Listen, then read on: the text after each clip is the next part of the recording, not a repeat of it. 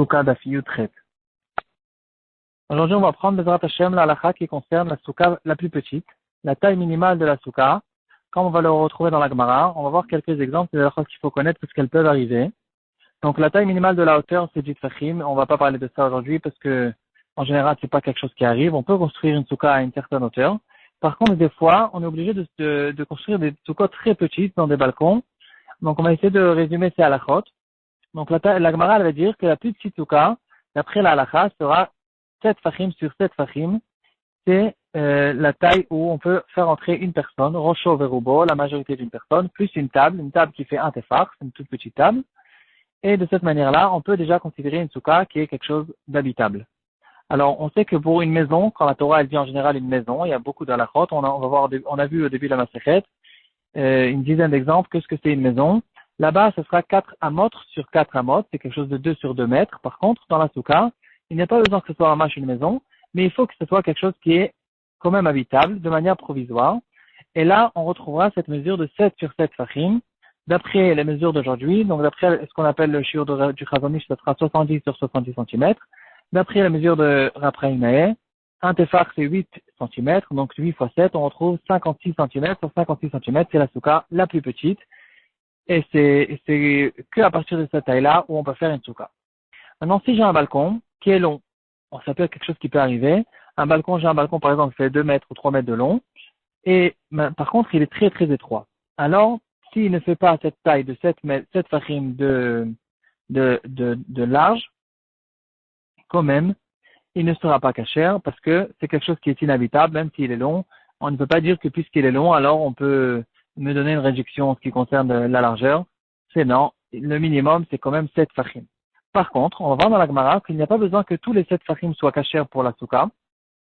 On peut avoir une souka qui fait que 4 fachim de large en tant que souka kshera, et quand même, si j'ai quand même encore 3 tfachim de souka psula, d'un schar pasoul qu'il y a au-dessus de ma tête, quand même je peux compléter ça dans la souka. Et la raison elle est très simple, parce que du moment que j'ai une place pour m'asseoir, et c'est quelque chose qui est habitable, et mis à part ça, j'ai 4 tfachim qui est la majorité de la souka du schar kasher. Or, on sait que le schar pasoul, il est possible qu'à partir de 4 tfachim. Donc, si j'ai pas 4 tfachim de schar pasoul, je peux compléter ce schar avec la souka qui est psoula. On va donner un exemple, on va mieux comprendre. La Gemara, elle va nous donner une règle générale. Quand j'ai de l'air, quand j'ai un endroit où il n'y a pas de schar au-dessus de ma tête, dans la souka, c'est déjà possible à partir de 3 tfachim, comme on le sait, de manière générale. 3 tfachim, c'est la voûte. C'est moins que 3 tfachim, c'est quelque chose qui n'existe pas. Donc, si j'ai un trou dans la souka qui fait moins que 3 tfachim, la souka ne devient pas pasoul à cause de ça.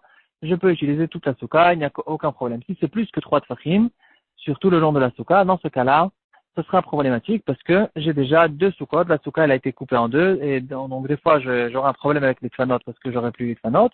Et quoi qu'il en soit, à cet endroit-là, on ne peut plus considérer ça comme une souka. Même si par exemple, la souka, elle est fermée de tous les côtés et il me reste 3 tfanot de chaque côté de la souka, c'est quand même considéré comme 2 soukot et au milieu, là où il y a plus que 3 tfachim, je ne peux pas m'asseoir. Ça, c'est en ce qui concerne l'air, le vent, pas le vent, un endroit vide, du vide. Par contre, si j'ai un endroit de schar pasoul, là, la halakha sera que c'est qu'à partir de 4 tfachim que la souka deviendra pasoul. Tant qu'il n'y a pas 4 tfachim, si j'ai 3 tfachim et demi, c'est encore kasher. On peut considérer toute la souka comme une souka qui est kasher. Et même, il y aura certaines halakhot. Donc peut-être pour m'asseoir, j'ai plus en tête maintenant, est-ce que je peux m'asseoir en dessous ou pas? Il doit y avoir une marloquette là-dessus ou quelque chose comme ça. Mais si j'ai du schar pasoul moins que 3 tfachim, dans ce cas-là, bien sûr, c'est clair que je peux même m'asseoir en dessous, manger en dessous, dormir en dessous, et la souka, elle n'a aucun problème, et même en dessous de cet endroit-là, il n'y aura pas de problème. C'est des halakhot qu'on peut retrouver dans le Shulchan Aruch, Tavresh Lamed, Lamed Aleph, Lamed Bet. Donc maintenant, on revient en fait au cas du balcon.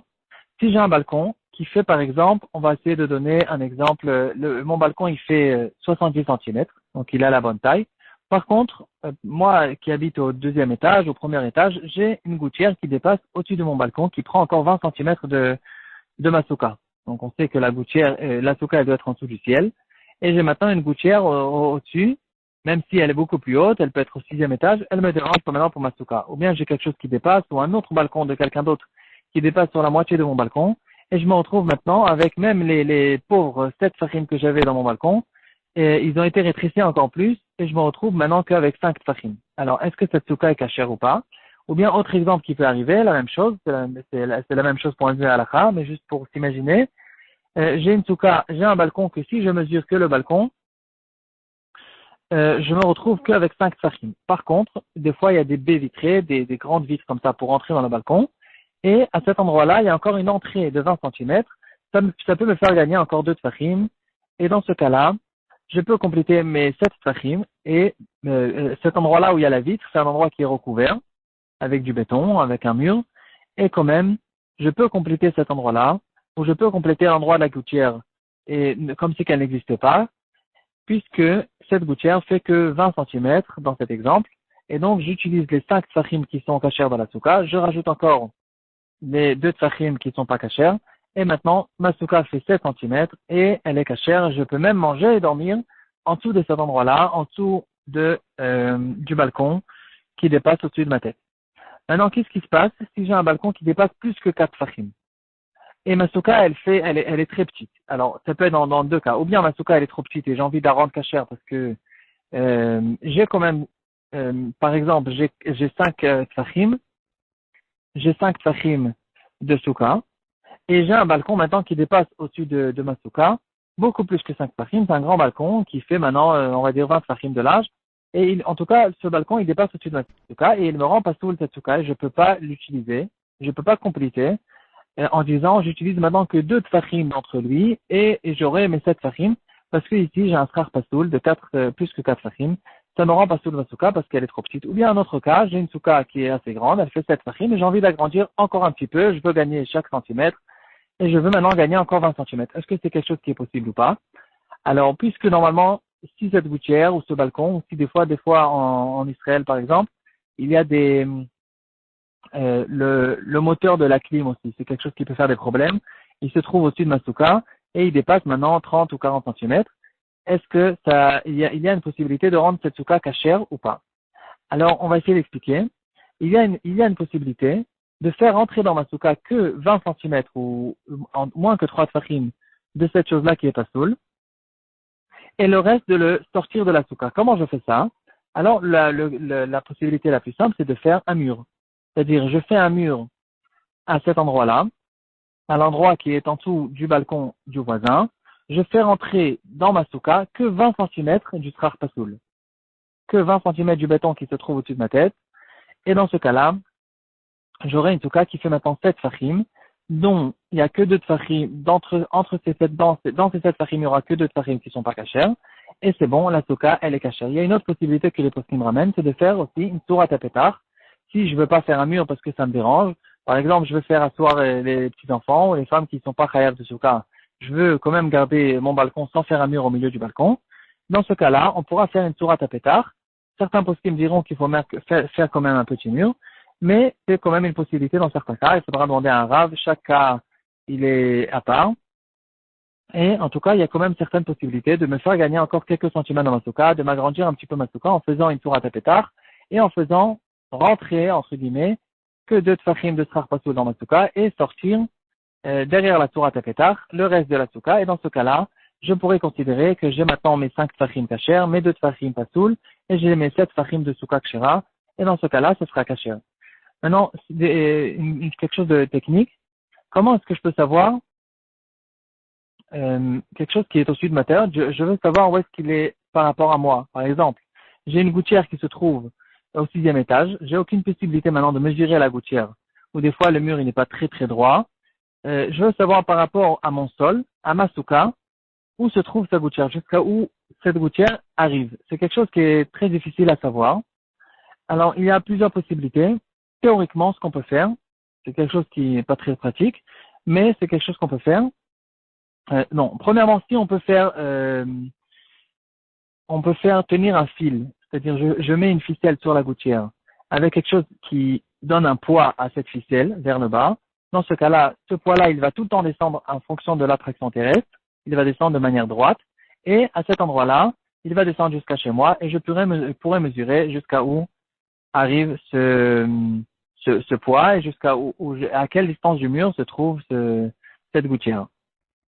Si c'est quelque chose qui est impossible, il y a d'autres possibilités. Théoriquement, je peux me coucher par terre, sur mon dos, et prendre un bâton qui est bien droit, et le regarder, et voir si je vois le début du bâton et la fin du bâton, c'est-à-dire il ne faut pas que je voie les côtés du bâton. Il faut que je voie, au fait, tout le bâton. Si par exemple je prends un bâton de balai, il faut que je voie le bâton comme un rond. Je vois que le rond. Si je vois les côtés, ça veut dire que mon bâton il n'est pas droit. Si je vois maintenant que le rond du bâton, ça veut dire que mon bâton il est strictement droit et que sur ce rond-là, c'est-à-dire la tête du bâton, je vois l'endroit de la gouttière. À cet endroit-là, obligatoirement, se trouve la fin de la gouttière et à partir de là, je prends un mètre et je mesure jusqu'au mur, jusqu'à où ça arrive et à quelle distance se trouve cette gouttière. Maintenant, c'est quelque chose qui est un peu difficile. Aujourd'hui, ils vendent aussi certaines machines avec un laser. Je prends le laser. Maintenant, si je prends un laser normal, c'est pas bon parce que si je le tiens avec ma main, je vais le fausser complètement. Je vais le tenir de manière tordue complètement. Il y a un laser qui, vous savez, les bâtons avec les bulles là, pour savoir si les murs ils sont droits, etc. Il y a un truc à l'intérieur qui est comme ça, et en fait le laser il va marcher que quand il est strictement droit. Donc s'il n'est pas droit, il ne va pas marcher. Dans ce cas-là, ce sera aussi une possibilité. C'est peut-être quelque chose qui coûte cher, mais en tout cas c'est quelque chose qu'on peut trouver. Il y a une autre possibilité encore.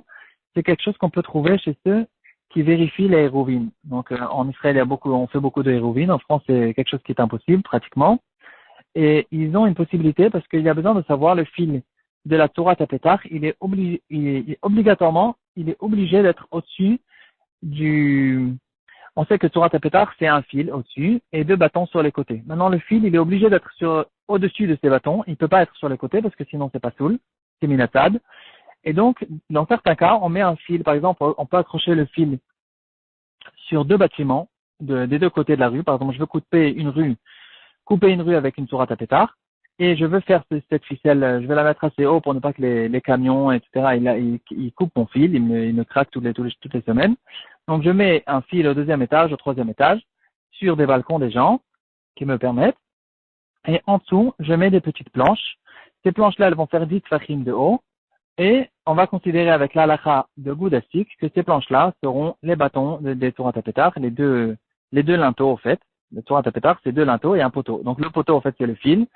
Et les deux linteaux, maintenant, je les mets en dessous du fil. Comment je peux savoir un fil qui se trouve à une hauteur de 5 ou 6 mètres? Comment je peux savoir où je vais déposer maintenant mes bâtons? C'est quelque chose qui est très dur à savoir.